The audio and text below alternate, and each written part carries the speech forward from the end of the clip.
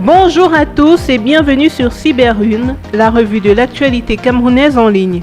À la une de TIC Mag, l'agence de régulation des télécommunications exige aux opérateurs mobiles la désactivation des puces non identifiées dans la région de l'extrême nord du pays.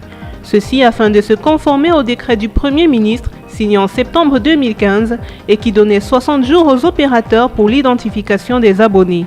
L'objectif étant de lutter contre l'insécurité dans la région. Le premier salon international du gaz et du pétrole s'ouvre demain à Yaoundé.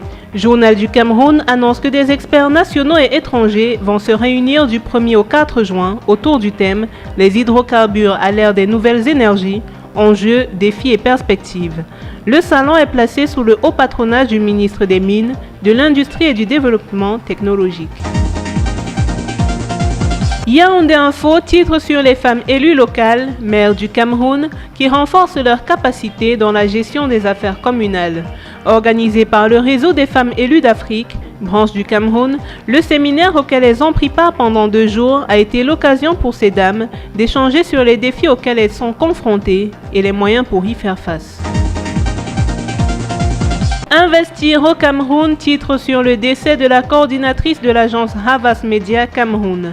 La dépouille d'Ella Tatiana Ngonyomog a été retrouvée au matin du 25 mai 2016 derrière une grotte au quartier Yassa à Douala. Le cadavre présente des traces de violence, mais l'enquête policière n'a pas encore révélé ce qui est arrivé à la jeune dame de 36 ans.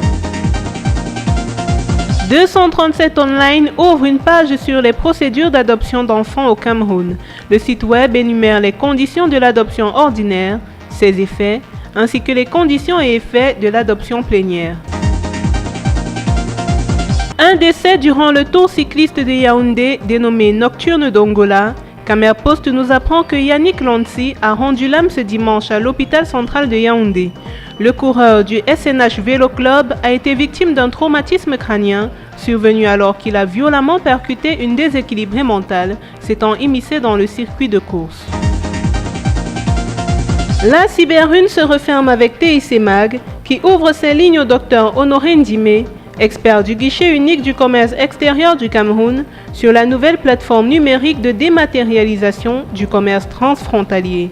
Le docteur Honoré Ndimé affirme que désormais, il faudra entre 5 et 10 minutes pour dédouaner via la plateforme IGUS. Au revoir et à la prochaine.